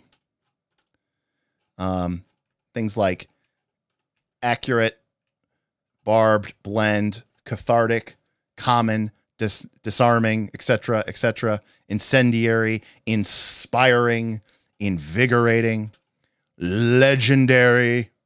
So we're definitely going to be going for the legendary. And then,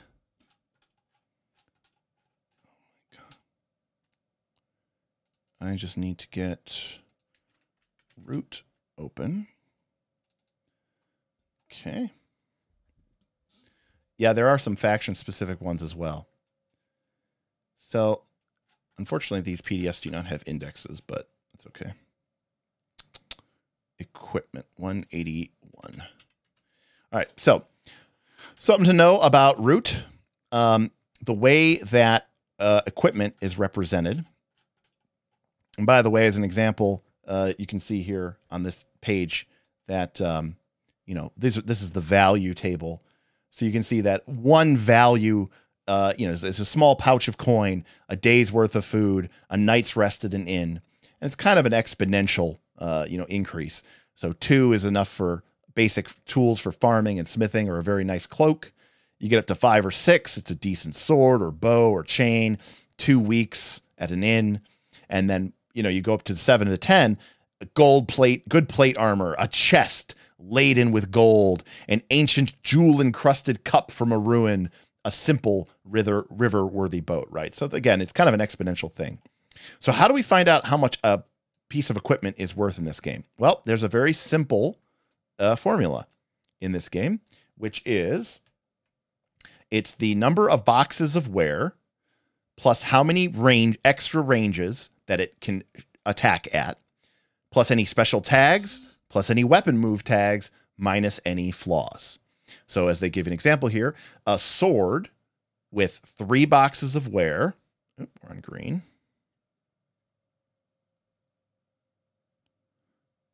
Right. A sword with 3, still somehow on green. Okay. Okay. Don't know why that's still on green, but all right. All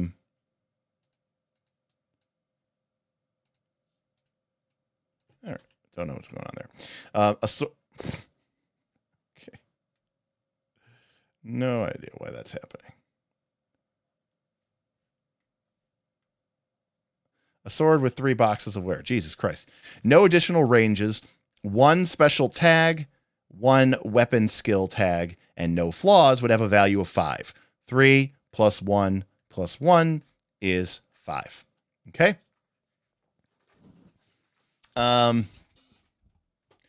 So the game gives you all sorts of cool tags that you can put into your weapons.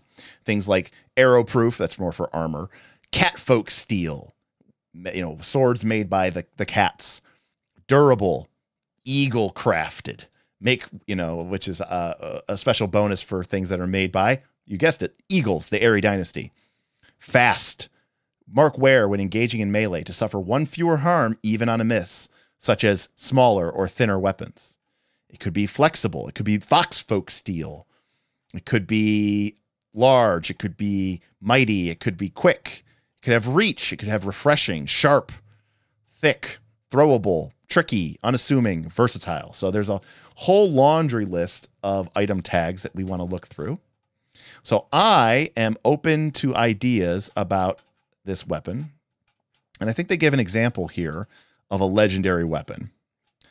At the end of this. Yes. Blade of the Last Dynasty, Sword of the True King. So this actually is probably what we're going to probably start with. We'll just see, because it's already got eagle crafted. So, we'll sort of kind of go from there and see if we want to, if there's anything that we want to add to this that this doesn't have. All right. Because they did kind of, they weren't thinking Excalibur, but but we have that. All right. So Excalibur. Let's see. It has 5 boxes of wear. We like that, right? Its range is close. That probably makes sense, right? It's a sword. It's not going to be usable at reach or anything like that. The specific weapon skills that you can use with it are parry and vicious strike. I like those. Maybe we'll add another one. We'll look up what those can do. It has the legendary tag, which means it has its own prestige track. It has eagle craft, which we said it would have because it was made by the eagles.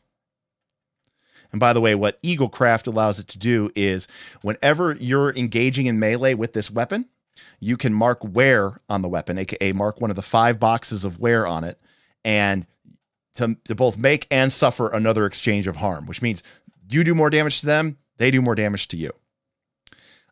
It's luxury, which means it's worth +3 value. Makes sense. It is, after all, Excalibur. There's a flaw. It has identifiable. This item is known to be associated with a specific individual. Anyone who sees it will recognize you automatically. So identifiable. Let's see. let's call it Excalibur Go to Sleep. Started the campaign by giving the PCs a legendary weapon. I'm all for it. Yep, of course. So remember, starting with it means keeping it, which is no guarantee. Agreed. All right. I completely agree with all that. All right. So the question then is, do we want to add any other tags or changes to this? So one option is ceremonial. Choose an attached faction. While this item is displayed, treat yourself as having +1 reputation with that faction and -1 reputation with other factions. What do we think about that? Now, remember, this would mean that if you had this sword, that the Airy dynasty would actually like you more. Does that make sense? and other people would view you as being potentially problematic. I mean, I personally think that does make sense. So I agree. All right. Because, I mean, again, this is their ceremonial sword. I think the Aerie Dynasty might hate the Vagabonds for possessing it instead of them. Well, I think you have to remember that Emperor Epic, I think that it's more like, from a mechanical perspective, this is why the Aerie Dynasty wants to have this, because the people will view whoever wields it as a more rightful ruler. And while there might be individuals who are jealous of the PCs for possessing it, by and large, people who support the Aerie Dynasties are going to view the wielder of this blade with positive favor because they view them as being worthy of the sword, you know? Exactly, Isaiah. Individuals maybe, but the faction as a whole would be very positively inclined to this, I think, as well. Let's see. I don't really see it as being comfortable or durable. Fast. I mean, maybe. It depends what kind of sword it is. Let's see. What else do we have? We already have luxury. We could also make it quick. That lets you mark exhaustion to engage in melee using your finesse score instead of your might score. So this is the important question we need to ask. Is this a weapon for big? Is it a big, like, strong weapon, like a long sword? Or is it like a rapier? Is it like a light blade? Now, I mean, traditionally, when we think of Excalibur and any sort of sword of a king or of the queen, we think of sort of a very broad, heavy blade, big bastard sword, long sword, right? Something really chunky. But these are eagles. These are bird folk. So the question is, should it be something a little bit more finessable?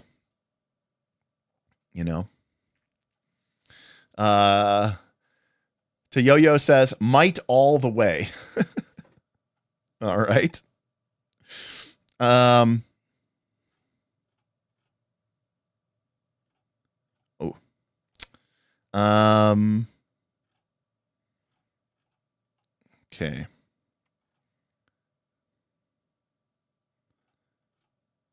I mean, here's the hated. Take -2 reputation for the faction that loads this item while it is displayed. I don't think anybody necessarily loads this item. Unless we want to say that we could get rid of ceremonial and we could add hated, and then the Aerie Dynasty would hate the people who own this, but, I don't know. I think it's kind of cool as it is. The question is, do the birds see, if a PC is wielding this, are the birds as an entire faction? Don't think about the individual, but in general, if a PC has this weapon, are the birds, the Aerie Dynasty, more likely to like them or loathe them? That's what we need to figure out.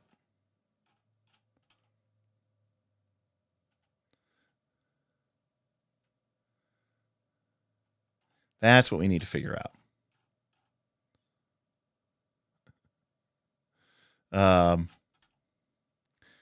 And then from the,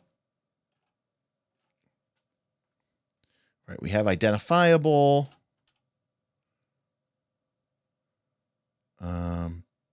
Like we could make the weapon precise, mark where to ignoring your enemy's armor when you inflict lights. All right, we're going to do 2 last polls, and then we're going to wrap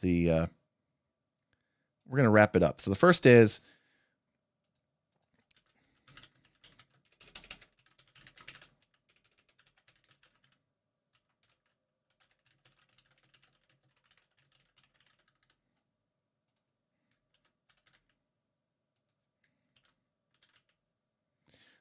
what does the Aerie Dynasty think of the sword holder? Do they, and again, that doesn't mean the leader of the Aerie Dynasty. It means like the whole organization. Do they like them or do they despise them? Right, Reaverbot. I mean, the clear example here would be like Glamdring, right? Glamdring didn't really help you out at all. It didn't make anybody love you, but the orcs hated the wielder of Orcrist and get, you know, and Glamdring, right? They had their own names for them and everything. Biter and Beater. Slaying, you know, hundreds of their kind.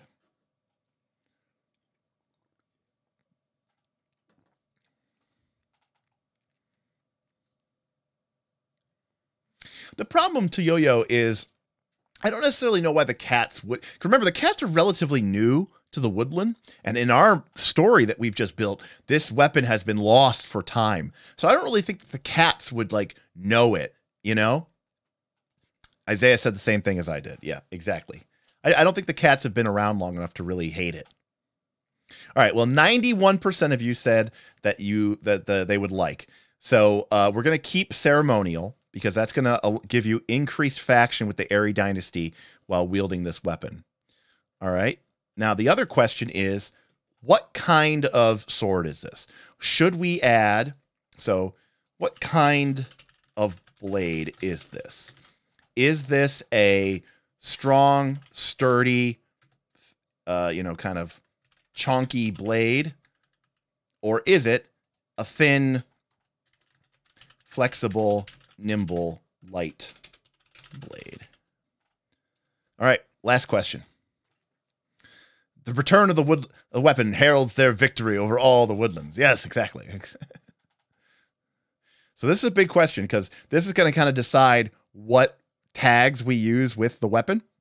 Do we want to give it something that lets it be, you know, a kind of like more of like a nimble, dodgy weapon, right? Like we could give the weapon the precise trait, which will let you mark wear on the weapon to ignore your enemy's armor whenever you inflict harm. Or we could give it the quick, mark exhaustion to fight with finesse instead of might.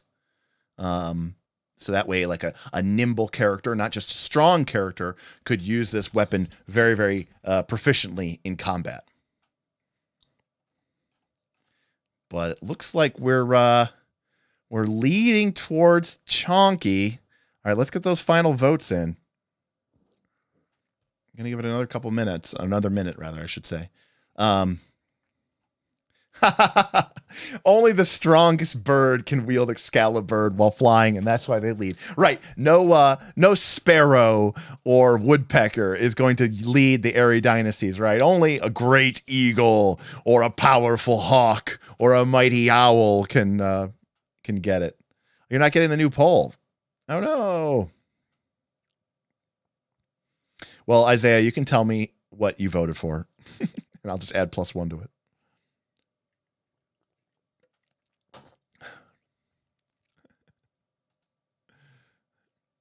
It doesn't make any sense. It's a matter of simple physics. A 3-ounce bird cannot carry an 8-pound sword. Oh, what if the ancient leader of the birds was secretly not a bird? Uh-oh. King Owlither. Excalibur. We're very close. We're neck and neck. We're neck and neck. All right, I'm going to end the poll here, and once we're done with the RPG, so get your vote in here. RPG! RPG! RPG! RPG! RPG! All right, ending the poll, and the winner is, ooh, it's a thin, flexible, light blade. All right. So I am going to add, I think I'm going to add the precise tag to this. There we go. From behind, right? So it's for thin weapons, capable of, you know, it's capable of penetrating plate and gaps in armor. So it's going to be more like a rapier. It's going to be more like a elaborate fencing foil than a sort of big chonky, you know, smashing weapon. Now, to be clear, so you're still going to be rolling with might with it, but you know, you're gonna. It's not a weapon for. It almost, you know what it's like? More like it's more of a weapon for dueling, right? It's more for like look at the weapon skills it has. Parry, vicious strike. It's not for, you know, chonking through things and cutting through armor. It's not for taking on, you know, entire groups of soldiers. It's not like a mass combat battlefield weapon, right? It's not a battlefield weapon. It's an elegant weapon. It's almost more of like a dueling weapon. Emperor Epic says, the Badgers are known for having ancient relics throughout the woodland. Maybe Excalibur belongs to one of them before the Eyrie kicked out the Keepers in Iron. You know, I actually don't have that expansion for the board game, and they have not done Keepers in Iron, and the Lord of the Hundreds is not in this expansion book. This one just goes up through the Corvid Conspiracy and the Grand Duchy, along with the Riverfolk Company and the Lizard Cult. So I actually don't know that much about the Badgers. I've actually never gotten a chance to play with them yet. So, all right. So Excalibur, yes, it's a weapon for a more civilized age. Exactly, Rick Sherman. Well, you know, the way maybe I look at it too is like, you know, the Eyrie Dynasties is portrayed as this sort of like, if you've ever read, you know, Wheel of Time, it's like Carinian, right? Where you have all of these like political houses that are maneuvering for, right? Like the position of king isn't necessarily like always just so clear cut as my son, my daughter, my daughter, my daughter. It's more like House Targaryen. It's more like, you know, Carinian from the Great Game from Wheel of Time, where all these competing factions within the dynasties are sort of juggling for position. And I like the idea that maybe dueling, also maybe I've been playing too much Legend of the Five Rings, but I love the idea that like dueling to decide between two potential, you know, nobles on who will get the dukedom or the fiefdom or whatever, is kind of a cool idea. And so like Excalibur, it kind of becomes like the master wand, right? From Harry Potter. It's like this premier dueling instrument. We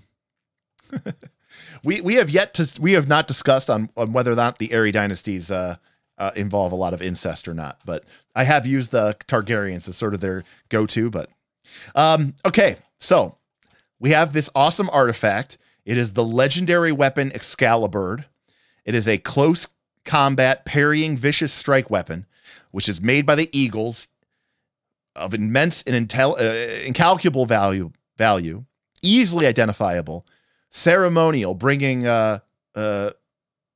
great reputation with the Eyrie Dynasties, and it is a precision weapon in the hands of a duelist. Yeah, it's passed down to the chosen heir, but it's not always necessarily based on bloodline. Exactly. Which also happened in the history of House Targaryen, and in some cases, you know, led to civil war because, you know, everyone's like, oh, it should be this son, and it's like, well, nobody chose this person. It's like, yeah, but you know, and then we have the House of Dragon TV show, and that's what's really cool. Well, a falchion. I mean, I was thinking more of like a straight bladed weapon, like a rapier, or like an epee or a foil or something like that. It's kind of what I was imagining, like a really elaborate, you know, sort of dueling rapier. I think would be pretty cool. All right, so that and that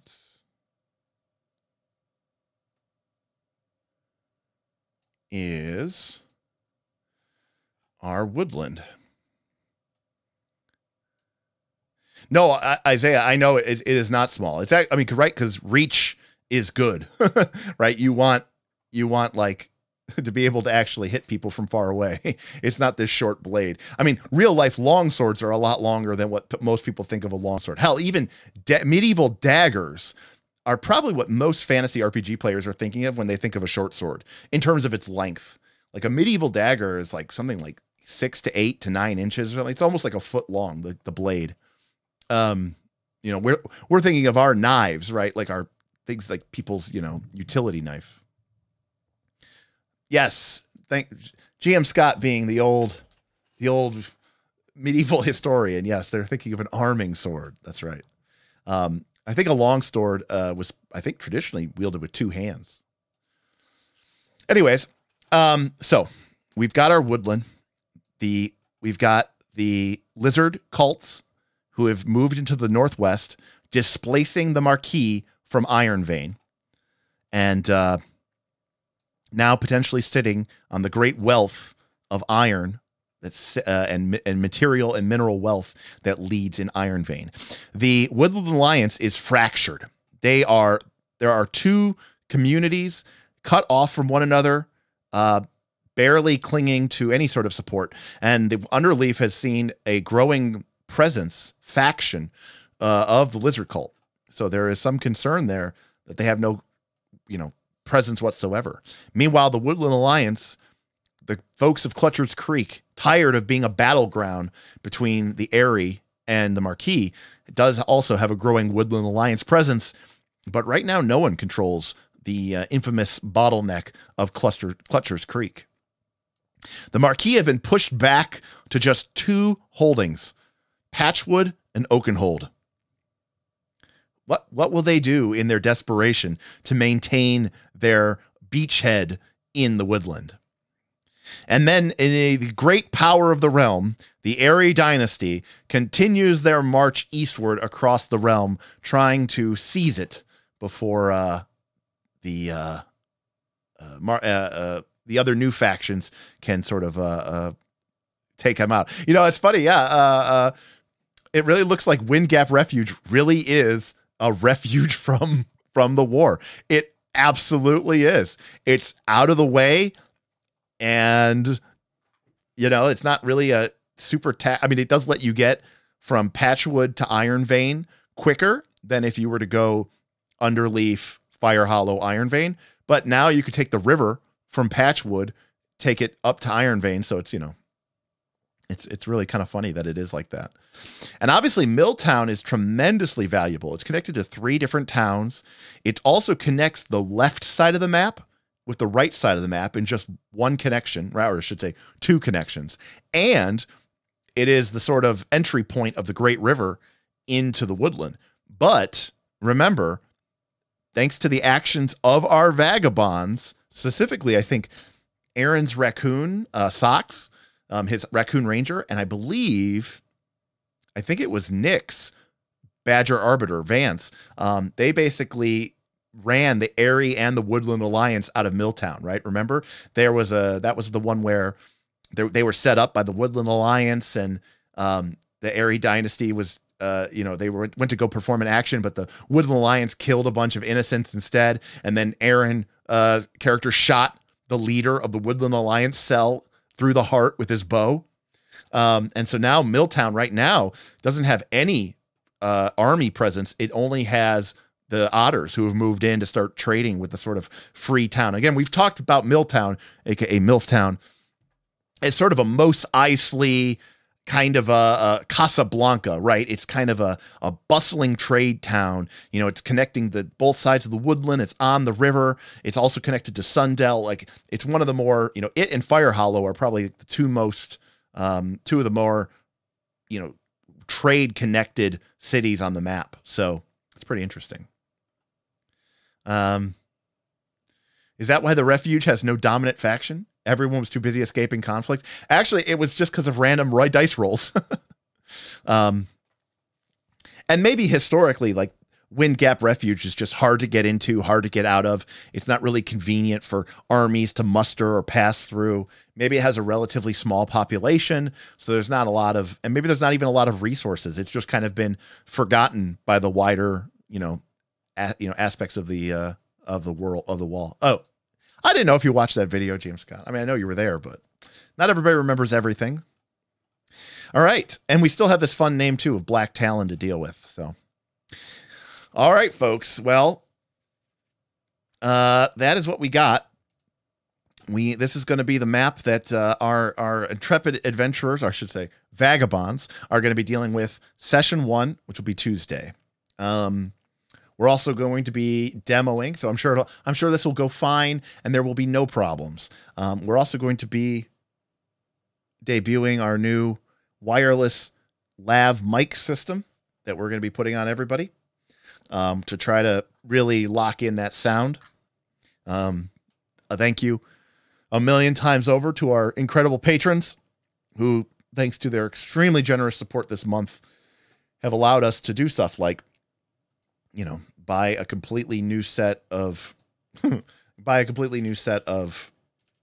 wireless mics to make our presentation and fun studio even a little bit more fun.